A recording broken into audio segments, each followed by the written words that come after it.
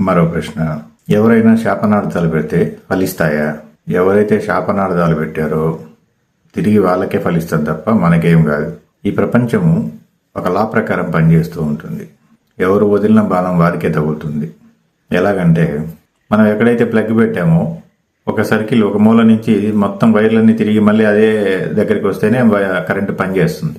అలాగని ఇది కూడా, ఎప్పుడైతే మనం ఎవరినైనా ద్వేషించామో, ఎవరినైనా ప్రేమించామో, ఎవరినైనా దూషిస్తున్నామో, ఎవరినైనా శాపనార్థాలు పెడుతున్నామో, ఎవరికైనా ఇలాంటివన్నీ ఏవైతే ఉన్నాయో మూఢ నమ్మకాలు, మూఢ విశ్వాసాలతోటి ముడిపడినటువంటివి, లేదా తన ఆలోచన స్థితి కారణంగా వేరే వాళ్ళను దూషించడము, కోపగించుకోవటము, వాళ్ళను కించపరిచేలా మాట్లాడటం, ఇలాంటివి చేయటం వల్ల ఏమవుతుందంటే దీర్ఘకాలం తర్వాత అవన్నీ తిరిగి మళ్ళీ వారికే చేరుతాయి. అంటే ఎవరైతే క్రియేట్ చేశారో ఆ మాటని, ఆ శబ్దాన్ని తిరిగి వాళ్ళకే చేరుతుంది. అందుకని ఈ భూ ప్రపంచంలో ఉన్నటువంటి ఈ భూమండలం పైన ఉన్నటువంటి ప్రధానమైన నియమాల్లో ఇది కూడా ఒకటి. మనం ఏదైతే చేస్తామో అవి మనకి తిరిగి వస్తాయి. ఖచ్చితంగా ఎప్పటికైనా వచ్చి తీరాల్సిందే అవన్నీ.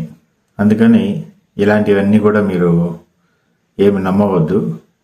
రెండవది, అతి ముఖ్యమైనది ఏంటంటే, మీరు కూడా ఎవరిని దూషించొద్దు, ఎవరిని ప్రేమించొద్దు, ఎవరిని కించపరచొద్దు, ఎవరి మీద బంధాలు ఏర్పరచుకోవద్దు.